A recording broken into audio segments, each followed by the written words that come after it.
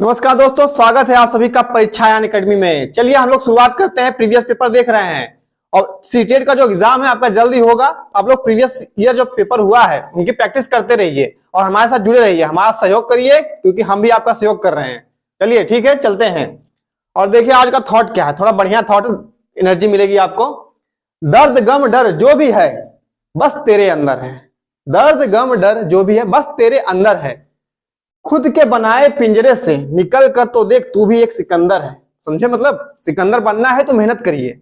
चलिए देखते हैं आगे क्या है। आज प्रीवियस पेपर हमारा है सीटेट 2022-23 एग्जाम होने वाला है आपका। पहले उससे पहले आप अगर प्रैक्टिस से प्रीवियस पेपर सब देख लेंगे तो आपके लिए ज्यादा ही फायदा करेगा ये सब। तो ईवीएस का प्रीवियस पेपर देखिए क्या है। आज पहला प्रश्न देखते हैं। एक ईवीएस शिक्षिका एक चर्चा के दौरान बताती हैं कि राजस्थान के गांव के लोग, कहां के? राजस्थान के गांव के लोग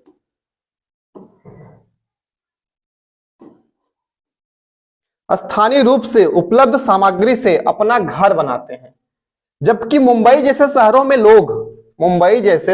लोग सीमेंट, ईंट, कांच और टाइल्स जैसी सामग्री खरीदकर घर में बनाते हैं उसको।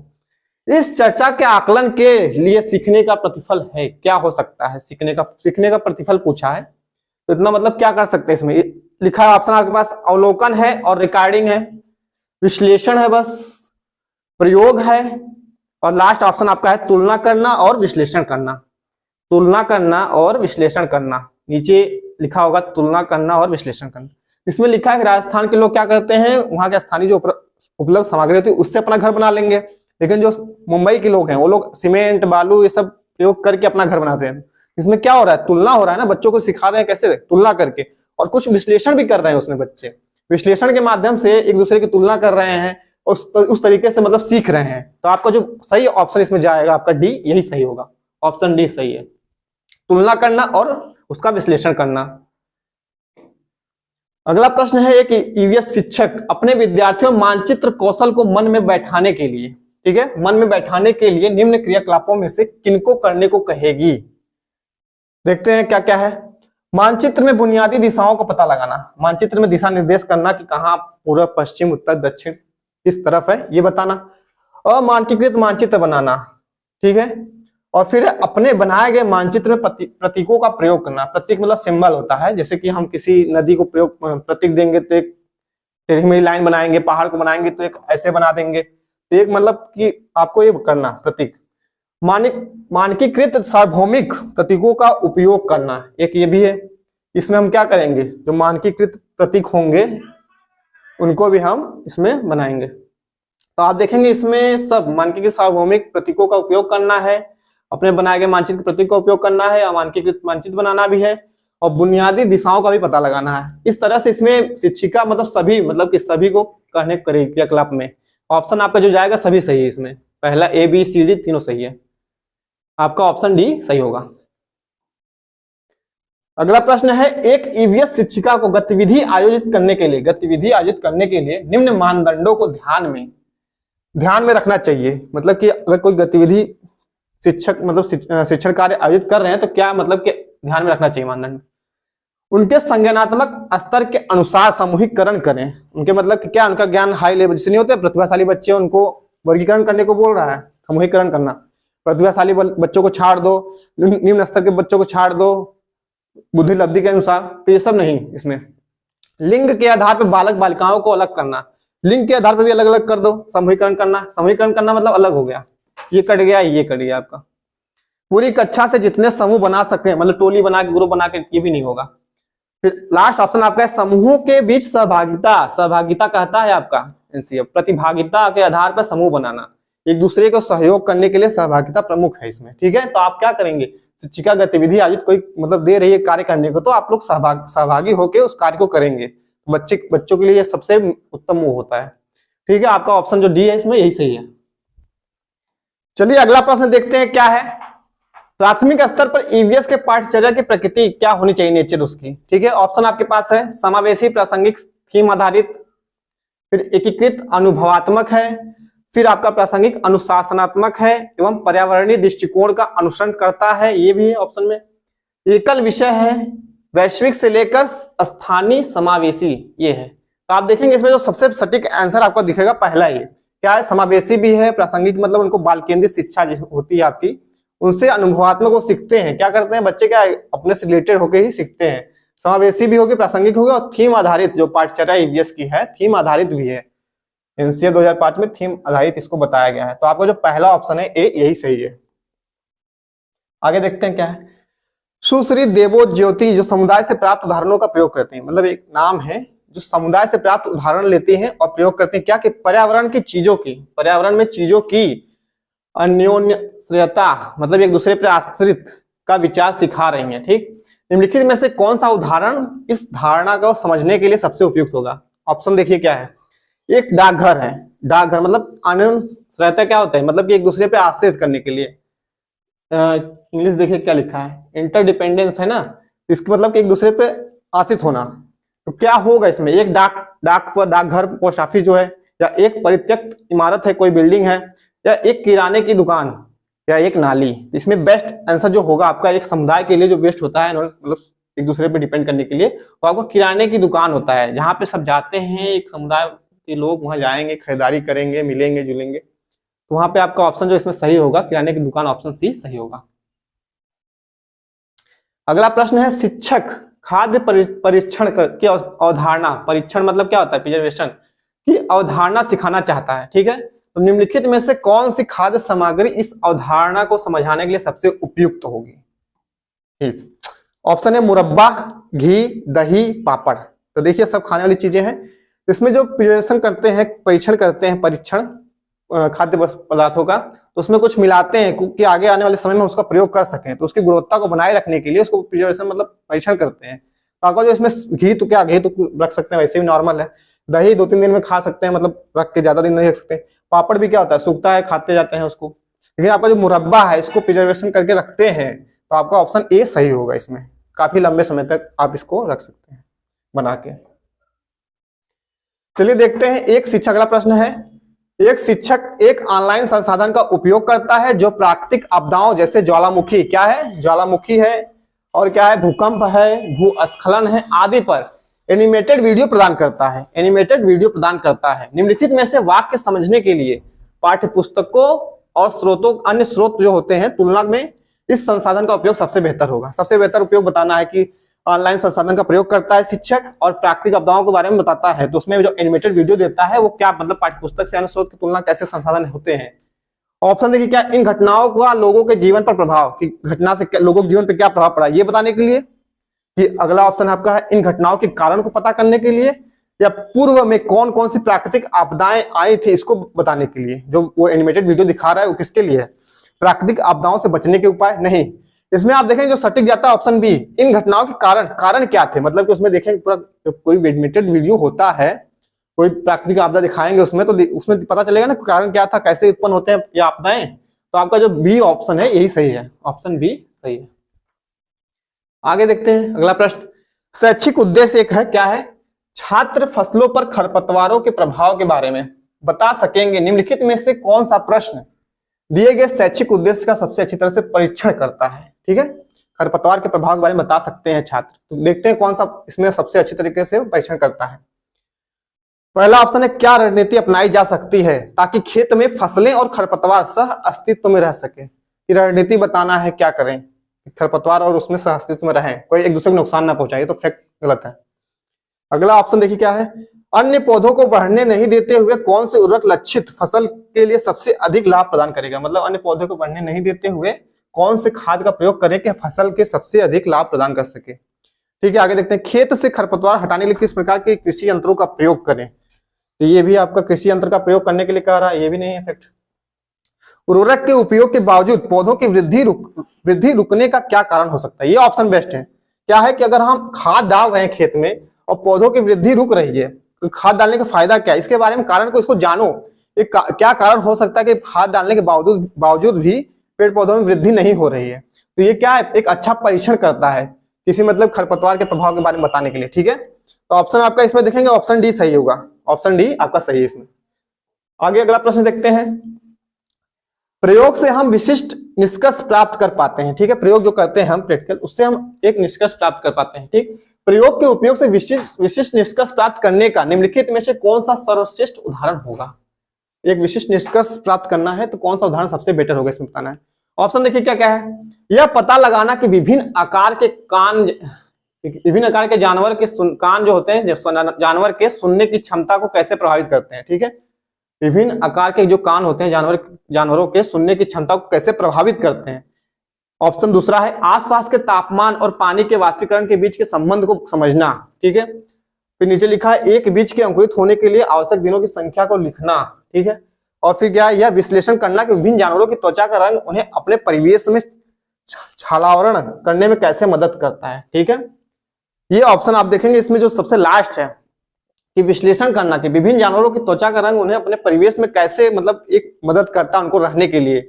उनकी त्वचा वहां पे कैसे, पहाड़ी क्षेत्रों में कैसे जानवर होते हैं, उनके बाल बड़े बड़े हो जाते हैं, और जो मतलब नीचे देखेंगे आप आएंगे थोड़ा सा मतलब नीचे पहाड़ों से नीचे आएंगे तो ताप अधिक रहता है, तो वहां पे अलग टाइप से जानवरों की खाल पाई जाती है। तो इस तरह से देखेंगे आपको इसमें विश्लेषण करने को मिल रहा है। तो ऑप्शन इसका आपका जो सही है ऑप्शन डी सही है। ठीक, अगला प्रश्न देखिए क्या, निम्नलिखित में से कौन सा शैक्षिक उद्देश्य नदी पर बनाए गए बांध, नदी पर बनाए गए बांध विषय के लिए विशिष्ट मापने योग्य और प्राप्य है। ठीक, क्या है प्राप्य। ऑप्शन देखिए क्या है, छात्रों को पता चलेगा कि नदियों पर बांध कैसे बनते हैं। फैक्ट वाली बात कर रहा है कि कैसे पता चल जाएगा नदियों पर बांध कैसे बनता है, तो ये आपका नहीं होगा मापने योग्य। छात्र उन नकारात्मक प्रभावों को सूचीबद्ध करेंगे, एक लिस्ट बनाएंगे कि बांधों के निर्माण के दौरान मानव बस्तियों को सामना करना पड़ता है, किन किन मतलब चीजों को सामना करना पड़ता है। छोड़ते हैं इसको। छात्र बांध की नींव के लिए किए गए निर्माण कार्य का उदाहरण देंगे, ये भी नहीं आपका होगा, सी भी। ऑप्शन डी देखिए, बांध उनके जीवन को प्रभावित करते हैं तब छात्र स्थानीय बस्तियों की वकालत करने, सुपरमैन नहीं बनना है। आप देखेंगे यहाँ पे क्या है, ऑप्शन बी आपका जो है, छात्र उन नकारात्मक प्रभावों को सूचीबद्ध करेंगे कि जो बांध निर्माण हुए तो उससे वहां के वासियों को, निवास मानव बस्ती है, उन्होंने क्या कठिनाई मतलब क्या सामना किए, उसके बारे में नकारात्मक प्रभावों को जानना पड़ेगा उनको। ठीक है, तो ऑप्शन बी आपका इसमें सही है। आगे देखते हैं, पानी की उपलब्धता पर एक पाठ के संबंध में क्या है, निम्नलिखित में से कौन सा प्रमाणिक कार्य होगा। प्रमाणिक कार्य पूछा है, पानी की उपलब्धता पर बताना है। ऑप्शन है छात्रों को अपने परिवार के साथ चर्चा कर पानी के संरक्षण के लिए कुछ आदतें बदलने के लिए कहना। ठीक है, इसको छोड़ते हैं अभी। छात्रों को एक लघु सिंचाई प्रणाली बनाने के लिए, ठीक है, कहना जो दर्शाए कि किसान पानी का अधिक कुशलता से, एक चित्र बनाना, ये नहीं। ठीक है, ऑप्शन देखिए अगला, पानी के जो स्रोत पीने के लिए उपयुक्त नहीं है उन पर चिपकाने के लिए स्टिकर लगाना, ये भी नहीं, स्टिकर लगाओ चित्र बनाओ ऐसा नहीं चलेगा। स्थानीय नगर निगम द्वारा आपूर्ति किए जाने वाले पानी की शुद्धता का परीक्षण करने के लिए एक संकेतक बना, संकेत चिन्ह बनाना, ये भी नहीं है। पहला ऑप्शन आपका सही है, क्या है, छात्रों को अपने परिवार के साथ क्या चर्चा करना, जब डिस्कस करेंगे, पूछताछ करेंगे, अनुभव लेंगे, कुछ जानकारी मिलेगी उनको। तो यही क्या है, पानी के संरक्षण के लिए कुछ आदतें बदलने के लिए कहना, छात्रों को अपने परिवार के साथ। ठीक है, ऑप्शन ए आपका सही है। अच्छा, तुम्हारा मतलब क्या है, प्रमाणिक कार्य है। आगे देखते हैं अगला प्रश्न, निम्नलिखित में से कौन सा उदाहरण सक्रिय शिक्षण में व्यस्त छात्रों को सर्वश्रेष्ठ उदाहरण है, मतलब सक्रिय शिक्षण में व्यस्त छात्र करने के लिए। ऑप्शन देखिए क्या क्या है, छात्र जोड़ियों में पारंपरिक शिल्प के पतन के शिल्पकारों की, ठीक है, पारंपरिक शिल्प कार्य होते थे, मिट्टी बनाना और फिर चटाई उटाई बुनाई, ये सब जो सिलाई कढ़ाई होती है, वो उनको पतन के शिल्पकारों के आजीविका पर पड़ने वाले प्रभाव पर चर्चा करना, इंपॉर्टेंट देखिए चर्चा करना। ठीक है, आगे देखते हैं, शिक्षक द्वारा विषय का परिचय देने के बाद, छात्र पाठ्य पुस्तक से मधुमक्खी के छत्ते की संरचना बना, चित्र बना रहा है मधुमक्खी के छत्ते का, ये नहीं इंपॉर्टेंट है। ठीक, अगला क्या है, ऑप्शन देखिए, जोड़े में छात्र ईवीएस पाठ्य पुस्तक में वर्णित पत्तियों के विभिन्न रंगों की सूची बनाता है, ये भी रंगों की सूची बना रहा है, ये भी नहीं चलेगा। एक पाठ के पूरा होने के बाद छात्र कुछ परिभाषिक शब्दों को परिभाषाएं लिखते हैं, परिभाषा लिख रहे हैं, डेफिनेशन दे रहे हैं, ये सब नहीं। ठीक है, पहला ऑप्शन देखिए क्या है, छात्र जोड़ियों में मतलब क्या होता है, जो पारंपरिक शिल्प होते हैं उनके पतन के जो शिल्पकार होते हैं, मतलब उनके पतन हो गए हैं तो शिल्पकार जो होते हैं, जो काम काज करते हैं, उनके आजीविका पर जो प्रभाव पड़ेगा उस पर चर्चा करेंगे। तो ये आपका क्या है, सक्रिय शिक्षण का एक व्यस्त, जो छात्र उसमें सक्रिय रहेंगे, इसी में व्यस्त रहेंगे छात्र। ठीक है, ऑप्शन आपका ए सही है। इसमें सक्रिय क्लास बनाना है, कक्षा बनाना है, तो उसमें क्या होगा, बच्चों को व्यस्त करें, कुछ मतलब उनको दिया जाए समझने के लिए, कुछ मतलब डिस्कस करने के लिए। अगला प्रश्न है, एक अलग राज्य से एक नया लड़का आपकी कक्षा में शामिल हुआ है, एक अलग राज्य से एक नया लड़का शामिल हुआ है। ठीक, जिसमें मुख्य रूप से स्थानीय छात्र भी हैं, आपके स्थानीय लोकल छात्र भी हैं और एक अलग राज्य से लड़का आके उसमें बैठा है।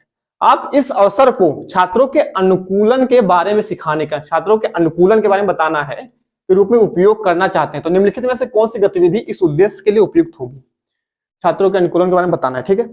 ऑप्शन क्या है? स्थानीय छात्रों को नए छात्र के साथ अपने स्कूल के नियम को साझा करना, मतलब जो स्थानीय छात्र है नए छात्र एक साथ मिलकर अपने स्कूल के नियमों को बताएं। नियम अभी नहीं, इसको देखेंगे बाद में। कक्षा में नए छात्र के जीवन में विभिन्न परिवर्तनों और उसने उन्हें कैसे संभाल के अपने बारे में बताएगा और चर्चा करेगा, मतलब कि उसके जो जीवन में विभिन्न परिवर्तन हुए और उसने उसे कैसे संभाला, हैंडल किया, ये उस पर चर्चा करेगा। और जो नया बच्चा आया है, ठीक, कक्षा को बताएं कि नए छात्र के लिए समायोजन करना कितना कठिन होता है और उन सभी को उसकी मदद कैसे करनी चाहिए, मदद करनी चाहिए, ये सब नहीं, ठीक। नए छात्र से कहें कि वह कक्षा को उसके पुराने स्कूल के नियमों के बारे में बताएं और नए स्कूल के नियमों को कैसे भिन्न है वो, मतलब बस पूछना है, सब नहीं। आप देखेंगे इसमें जो कक्षा, ये ऑप्शन भी है, कक्षा में नए छात्र के जीवन में विभिन्न परिवर्तन जो आए थे और उसने उससे कैसे संभाला, कैसे उसमें अनुकूलित हुआ, इसके बारे में वो बताएगा, ठीक है, चर्चा करेगा। तो ऑप्शन आपका इसमें सही क्या है? ऑप्शन बी सही है। अनुकूलन, छात्रों के अनुकूलन के बारे में पूछना है, सिखाना है, इसके लिए आपका बेस्ट ऑप्शन जो है यही है कि उसने अपने जीवन के बारे में कैसे परिवर्तन जो है उसके बारे में बताया, कैसे उसने संभाला अपने आप को, ठीक है, ऑप्शन बी सही है। आगे देखते हैं। हमारे देश के किस भाग में लोगों के रहने के लिए बने बड़े तिकोने टेंट को रेबो कहते हैं और जानवरों को रहने के स्थान को लेखा कहते हैं? इंपॉर्टेंट प्रश्न है, रेबो और लेखा। ये चांग्याप जो जनजाति है आपकी लद्दाख की, तो उन लोगों के जो टेंट होते हैं उनको रेबो कहते हैं, ठीक है। ये जनजाति है, इनके टेंट को रेबो कहते हैं और जो ये लोग अपने जानवरों को रखते हैं जिस स्थान पे, उसे लेखा कहते हैं, ठीक। और ये पूछा कि कहाँ के हैं ये लोग, किस भाग के लोग हैं, तो आप देखेंगे ऑप्शन देखिए कहाँ, अरुणाचल प्रदेश के हैं कि मेघालय के हैं कि जम्मू और कश्मीर के हैं, लेह और लद्दाख। क्या बताया? लद्दाख के जनजाति है चांग्याप, यहीं के ये लोग निवासी हैं। ऑप्शन आपका डी सही है इसमें। आगे बढ़ते हैं। अगला प्रश्न है, नागरकोल एक्सप्रेस अहमदाबाद से कहाँ जा रही है? अहमदाबाद से 23 तारीख 11वां महीना 2020 को 11:50 पर वहां चलती है और कोझिकोड 24 तारीख 11वां महीना कितने बजे 17, मतलब कि एक रेलवे टाइम है ये, 17:45 पहुंचती है। ट्रेन उस दूरी को तय करने में कितना समय ली है? तो इसको कैलकुलेशन करते हैं, एक बार देख लेते हैं कितना समय लगेगा इसमें। आप देखेंगे 23 तारीख को कब निकली है? सुबह 11 बजे निकली, 11:50 पे, तो मतलब 23 तारीख 24 घंटे में इसको माइनस पहले कर लेंगे।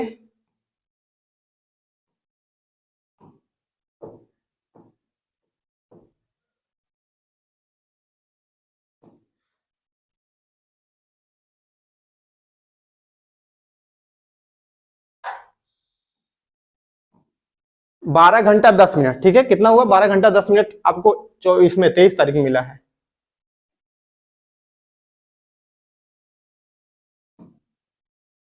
बारह घंटा 10 मिनट, इसको घटाएंगे तो 12 घंटा 10 मिनट आपको मिलेगा इसमें 23 तारीख में। फिर अगले जो आपकी डेट टाइम है क्या है? 17 घंटा 24 तारीख में। देखिए इसको बस इसमें ऐड कर लेंगे हम, 17:45 को ऐड कर लेंगे, इसको जोड़ेंगे तो आपका आएगा 5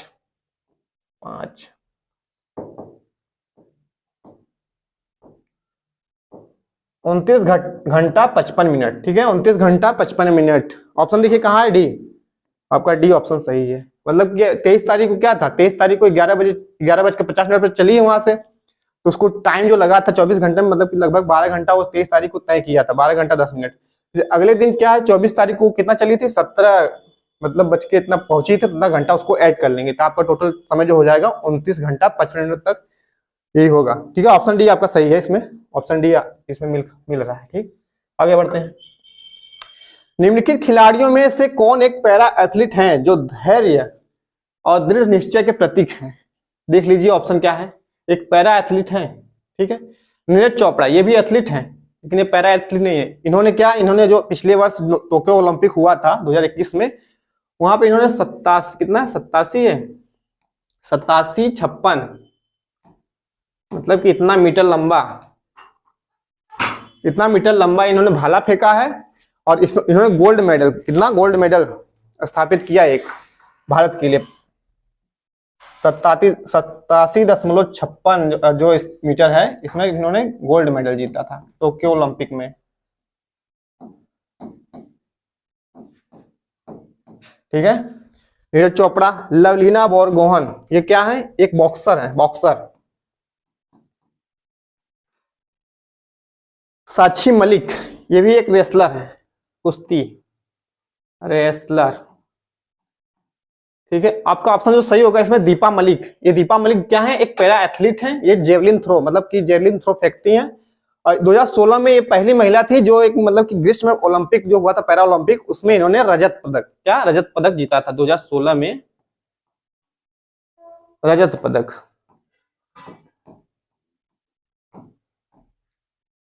रजत पदक जीता था इन्होंने। दीपा मलिक क्या है? पैरा एथलीट है, और ये पैरा ओलंपिक जो 2016 में हुआ था ग्रीष्म ओलंपिक, उसमें रजत पदक जीता था। इन्हें कई पुरस्कार मिल चुका है, पद्मश्री मिला है, अर्जुन पुरस्कार और मेजर ध्यानचंद पुरस्कार भी मिल गया है। 2019 में इनको मेजर ध्यानचंद पुरस्कार मिला है। ठीक है, 2012 में अर्जुन पुरस्कार, अर्जुन पुरस्कार। ठीक, आगे बढ़ते हैं। आपका ऑप्शन सही है, दीपा मलिक एक पैरा एथलीट है। कन्नौज एक जिला है जो समस्त भारत में इत्र के लिए प्रसिद्ध है। यह जिला किस राज्य का भाग है, पूछा है।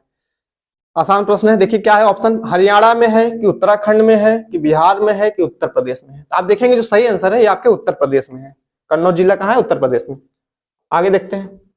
अंतरिक्ष यान में यात्रा करते हुए अंतरिक्ष यात्रियों के बारे में निम्न में से क्या सही है? सही बताना है। देखेंगे क्या है, पानी के नल से वे सीधे पानी पीते नहीं। अंतरिक्ष में क्या होता है? गुरुत्वाकर्षण बल नहीं होता, जीरो ग्रेविटी। तो उसमें क्या करते हैं, वहां पानी उड़ता रहता है, बबल बनता है, तो उसको वहीं से लेके पी लेते हैं सब, उड़ता उड़ता पानी पीते हैं। ठीक है, तो पानी के नल से तो नहीं लेंगे वहां पे, आपको पहला कट गया। फिर क्या है, डाइनिंग टेबल पर बैठकर वे खाना खाते हैं। डाइनिंग टेबल वहां पर रखेंगे, उड़ जाएगा डाइनिंग टेबल, खाना भी उड़ जाएगा, एक स्थिर नहीं रहेगा। इस तरह से ये भी नहीं सही है। अंतरिक्ष यान में बैठे हैं तो नहीं है सही। एक जगह पर टिक कर रहने के लिए वे अपने आप को बेल्ट से बांधते हैं। बेल्ट मतलब एक सीट बेल्ट लगा के बांध देते हैं, जिससे वो एक जगह टिक जाते हैं। ठीक, ऑप्शन यही सही है आपका, ये सही है। ठीक, फिर लिखा खड़े रहकर तैरते हुए वे सोते हैं। अब तैरेंगे, सोएंगे कैसे? तैरेंगे तो सोने के लिए एक स्लीपिंग इनका बैग होता है, उसमें जाके सो जाते हैं। अंतरिक्ष मतलब जो स्पेस रहता है इनका। आगे देखते हैं। पारंपरिक तरीके से जल संग्रहण के लिए हमारे देश में उपयोग की जाने वाली संरचना है। संरचना कौन सी है जो पारंपरिक मतलब प्राचीन काल में किए जाते थे? तो ट्यूबवेल है, बावड़ी है, बोरवेल है या हैंडपंप है। तो सबसे पहले देखते थे हम कि क्या होता था, कुआं होता था, बावड़ी, जैसे पानी इकट्ठा रहता था, जल संचय रहता था, तो वहां सब प्रयोग करते थे अपने लिए। ठीक है, ट्यूबवेल तो अभी जल्दी मतलब तुम्हारे पारंपरिक तरीके में नहीं आएगा। ट्यूबवेल नहीं है, बोरवेल भी नहीं है, हैंडपंप भी बाद में सब आए हैं। पहले क्या था, पीने के लिए आपके पास बस कुआं ही था, स्टेप वेल। तो क्या है, बावड़ी आपका सही ऑप्शन है इसमें। आगे बढ़ते हैं। निम्न में से कौन से पदार्थ पानी में घुलते हैं, कि पानी में घुलनशील पदार्थ कौन से हैं? ऑप्शन देखिए क्या क्या है, दूध, चीनी, शहद। ठीक है, इसमें देखिए दूध तो मान लो ठीक है, पानी उसमें चीनी भी घुल जाएगी, शहद नहीं घुलेगा उसमें। ठीक, तारपीन, नींबू का रस, पेट्रोल, ये पेट्रोल वेट्रोल नहीं उसमें मिलेंगे पानी में। मिट्टी का तेल, नमक, साबुन, ये मिट्टी का तेल आ गया, ये भी नहीं घुलेगा। आप देखें लास्ट ऑप्शन कहाँ है आपका, चीनी, सिरका, नमक। ये सिरका भी घुल जाएगा, नमक भी घुल जाएगा, चीनी भी घुल जाएगा। आपका जो सही आंसर है ऑप्शन डी है। ठीक है, पानी में घुलनशील ये सब है, चीनी, सिरका, नमक। आगे बढ़ते हैं। निम्नलिखित में से कौन से राज्यों का समूह अरब सागर के तट पर स्थित है? ठीक है, अरब सागर के तट पर स्थित है। तो ऑप्शन देखिए क्या क्या है, केरल, आंध्र प्रदेश, गुजरात, केरल, तमिलनाडु, महाराष्ट्र, कर्नाटक, उड़ीसा, महाराष्ट्र, या कर्नाटक, तेलंगाना, गुजरात। तो जानते हैं अरब सागर किधर है? ये प्रायद्वीपीय भारत है। इसके पूर्वी तट पे बंगाल खाड़ी है, मतलब कि ये प्रायद्वीपीय भारत की यहाँ बंगाल खाड़ी है, बंगाल की खाड़ी। और इसके पश्चिमी तट पे अरब सागर है, अरब सागर।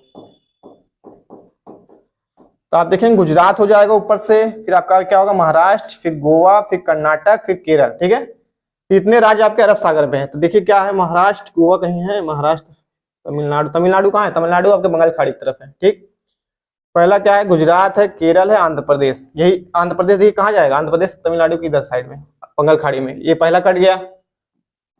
दूसरा तमिलनाडु के लिए कट गया। तीसरा क्या है, कर्नाटक, उड़ीसा। उड़ीसा भी आपके यहाँ पूर्वी तट बंगाल खाड़ी के तट पे है। तो उड़ीसा भी कट गया। लास्ट ऑप्शन देखिए क्या है, कर्नाटक, तेलंगाना, गुजरात। ऑप्शन इसमें मैच नहीं कर रहा है। केरल, आंध्र प्रदेश, गुजरात, तमिलनाडु, महाराष्ट्र। अरब सागर में क्या है, उड़ीसा, महाराष्ट्र, केरल, आंध्र प्रदेश, गुजरात। आपका इसमें बेस्ट आंसर जो बनेगा इसमें है नहीं, तेलंगाना आपका कहाँ बीच में है। ठीक है, तो कर्नाटक, गुजरात, इसमें कर्नाटक हो जाएगा, गुजरात हो जाएगा, केरल हो जाएगा, इसे आप कहाँ है, अरब सागर। इसमें ऑप्शन सही नहीं दिया है, इसको स्किप करेंगे। अगला प्रश्न है, एक माँ को अपनी बेटी के लिए घर के अंदर, जो घर के अंदर खेलना है, खेल बताना है, खेल चुनना है कि घर के अंदर वो कौन सा खेल खेल सकती है, क्योंकि वो पैर की चोट के कारण अपने घर से बाहर जाने में असमर्थ है। ठीक है, उसकी बेटी, तो निम्न में से कौन सी खेल वो चुनेगी तो वो घर में बैठ के खेल सके। बैडमिंटन, शतरंज, लूडो। तो मान लो शतरंज, लूडो तो खेल सकते, लेकिन बैडमिंटन के लिए आपको क्या करना, मैदान में जाना पड़ेगा खेलने के लिए। कैरम बोर्ड, शतरंज, ताश, ये सही लगता है क्योंकि इसको बैठ के हम कमरे में खेल सकते हैं। क्या, कैरम बोर्ड भी खेल सकते हैं, शतरंज, चेस और ताश। ठीक है, टेनिस, शतरंज, टापू। टेनिस के लिए बाहर जाना पड़ेगा, ये भी कट गया। छुप छुपाई मतलब छुपन छुपाई, टापू, पिट्टू, ये सब नहीं। आपका जो दूसरा बी ऑप्शन है यही सही है। क्या है, कैरम बोर्ड, शतरंज, ताश। ये आपका क्या है, इंडोर गेम होते हैं। और एक आउटडोर गेम होते हैं जो घर से बाहर खेले जाते हैं, क्रिकेट, फुटबॉल, वॉलीबॉल, ये सब। ठीक है, ऑप्शन बी आपका, ये आपका सही है। कौन सा सही था, ओके, ऑप्शन बी सही है। ठीक है, आगे देखते हैं। एक लोहार निम्न में से किन चीजों को बनाता है। एक लोहार के बारे में बताना है, कौन कौन सी चीजें बनाएगा। ऑप्शन बताइए, कौन सा बनाएगा। मिट्टी का मटका बनाएगा लोहार, नहीं। ईंट बनाता है, नहीं। कुल्हाड़ ये सब नहीं बनाता। खुरपी, आरी, कुल्हाड़ी, हाँ ये बनाएगा। अंगीठी, आरी, चूड़ी बनाता है लोहार, नहीं। कुल्हाड़ी, ईंट, चूड़ी कट गया, फिर ऊपर आपका मटका कट गया। ऑप्शन बी आपका सही है, इसमें ऑप्शन बी सही है। खुरपी, आरी, कुल्हाड़ी एक लोहे की सामग्री है, ये सब बनाएगा लोहार। ठीक है, ऑप्शन बी सही है। आगे देखिए क्या है, समर को एक प्रोजेक्ट के लिए ऐसे खाद्य सामग्री को चुनना था जो पौधे से न लिया गया हो। खाद्य सामग्री खाने वाले पदार्थ हैं ये, और जो पौधों से न प्राप्त हो, किसी जंतुओं से प्राप्त होते हैं। ठीक है, तो ऑप्शन देखिए क्या क्या है, शहद, कटहल, मीट। तो इसमें कटहल आ गया तो पौधा वाला हो गया, ये नहीं होगा। अंडे और भुट्टे, दूध, तो भुट्टा आ गया, ये भी नहीं होगा। जंतुओं से प्राप्त करना है उसको। सरसों, मछली, मांस, सरसों आ गया, ये भी नहीं है।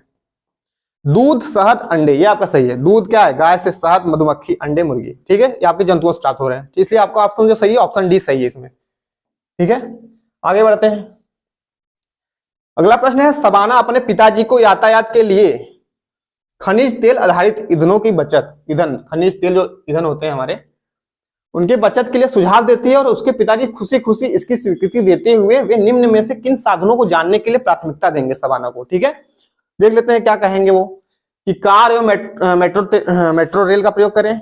इसमें कार क्या है, ईंधन की जरूरत पड़ेगी इसमें खनिज तेल की, हाँ। बस एवं मेट्रो रेल, ठीक है, तो बस इसमें आ गए, ये भी नहीं सही होगा क्योंकि बस में भी हमको क्या डीजल पेट्रोल चाहिए। साइकिल एवं मेट्रो रेल क्या कैसे चलता है, इलेक्ट्रिक से, तो आपको क्या उसमें खनिज तेल की जरूरत नहीं पड़ती। लेकिन इसमें साइकिल भी है, साइकिल में भी जरूरत नहीं पड़ती, अपने मेहनत से चलाया जाती है, इसलिए आपका ऑप्शन जो सही होगा इसमें सी सही है। ठीक है, ऑप्शन डी देख लीजिए, मोटरसाइकिल आ गया, ये कट गया वैसे ही।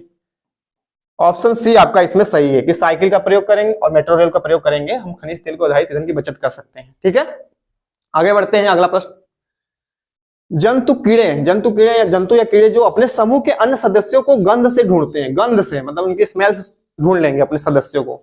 ऑप्शन देखिए क्या है, बाज, पक्षी है, चमगादड़, चील, नहीं ये नहीं है, आपका गलत होगा। रेशम का कीड़ा, चींटी, मक्खी, ये भी नहीं है, मक्खी आ गई। चींटी, मधुमक्खी, रेशम का कीड़ा, ये आपका सही है। चींटी भी होती है, मधुमक्खी होती है, स्मेल होती है इनकी, एक दूसरे को सूंघ लेती हैं, फिर वहां पे पहुंच जाते हैं। आपका ऑप्शन सी सही है। मधुमक्खी, चमगादड़, कुत्ता, ये भी नहीं है, इसमें चमगादड़, कुत्ता नहीं है। आपका सब कटा है, बस सी सही है। आपका सी सही है क्योंकि इसमें आपका मधुमक्खी, चींटी भी सूंघती है दूसरे को, फिर मधुमक्खी है, फिर रेशम का कीड़ा भी है। ठीक है, ऑप्शन सी। आगे देखते हैं। एलेक्स केरल में रहता है, एलेक्स एक आदमी है, केरल में रहता है। वह अपने घर के आंगन में निम्नलिखित में से क्या उगाता होगा, कि अपने आंगन में क्या उगाएगा। एलेक्स केरल का रहने वाला है, तो कौन से मतलब कि पेड़ पौधे को लगाएगा अपने आंगन में। ऑप्शन क्या है, नारियल एवं टेपियोका, फिर ऑप्शन है टेपियोका एवं सरसों, फिर नारियल एवं कमल, सरसों एवं चावल। तो देखें केरल के लोग ज्यादा क्या करते हैं, नारियल का खाना पसंद करते हैं, नारियल चटनी बनाते हैं, नारियल तेल में सब चीज बना लेते हैं। और एक व्यंजन होता है टेपियोका, वहां के मतलब एक शकरकंद की तरह पेड़ के नीचे, मतलब कि जमीन के नीचे उगता है टेपियोका, इसका प्रयोग करते हैं, ये अपने आंगन में लगाते हैं टेपियोका। ठीक है, और नारियल का तो पेड़ भी लगाते हैं।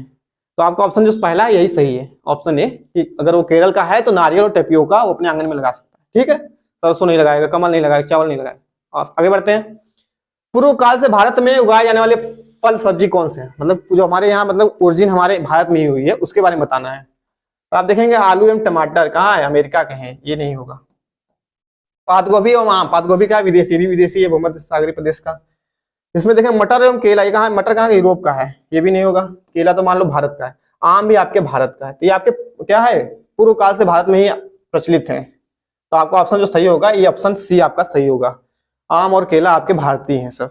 ठीक है, आगे बढ़ते हैं। अगला प्रश्न, प्राथमिक स्तर पर ईवीएस के पाठ्यक्रम में उपविषय, उपविषय मतलब कि उपथीम क्या है बताना है आपको। थीम पता है ना, 6 थीम है और उपथीम 4 है। तो आप देखेंगे इसमें उपथीम बताना है। तो आपका परिवार और दोस्त क्या है, ये आपका क्या है, एक थीम है, थीम है। ठीक, आश्रय ये भी थीम है। ठीक है, आश्रय भी आपका थीम है। और आप देखेंगे यात्रा ट्रेवल ये भी आपका थीम है। लेकिन जो आपके पौधे हैं, जंतु होते हैं, ये सब क्या है आपके, पौधे और जंतु जो आपके आएंगे वो उपथीम में आएंगे। ऑप्शन सी आपका सही होगा इसमें। पौधे जंतु हो गए, खेलकूद कार्य हो गए, संबंध हो गए, 4 उपथीम आपकी हैं। तो आपकी मतलब कि जो ऑप्शन सही होगा पौधे, ठीक है, उपथीम है। आगे बढ़ते हैं। अगला आखिरी प्रश्न आज का देखते हैं क्या है।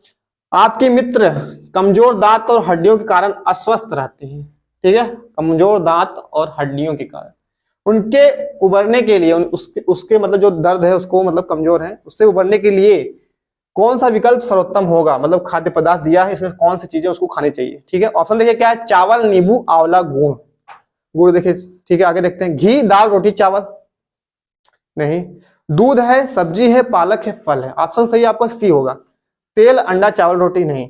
दूध में क्या है आपको मिलेगा, कैल्शियम मिलेगा, सब्जियों में भी मिलता है, पालक में आयरन मिलता है। ठीक है, आपके लिए क्या है, ये सबसे उत्तम होगा। अगर आपको मतलब कमजोर दांत हड्डी ये सब है आपके, तो आप इसको खाएंगे ठीक हो जाएंगे। ठीक है, आपका ऑप्शन सही सी है, इसमें सही होगा। ठीक है, आज का आखिरी प्रश्न था। हमारे चैनल को आप लोग सपोर्ट करते रहिए। ठीक है, हम लोग आपके लिए एकदम प्रयास करते हैं कि आप ज्यादा से ज्यादा बेटर करेंगे अपने एग्जाम में, इसलिए आप हमसे जुड़े रहेंगे और हम जितना आपको देते हैं सब बहुत इंपॉर्टेंट चीज रहती है। ठीक है, तो आप हमारे चैनल को लाइक, सब्सक्राइब ये सब जरूर करें और हमारा सपोर्ट करते रहिए। ठीक है, आप सभी का बहुत बहुत धन्यवाद।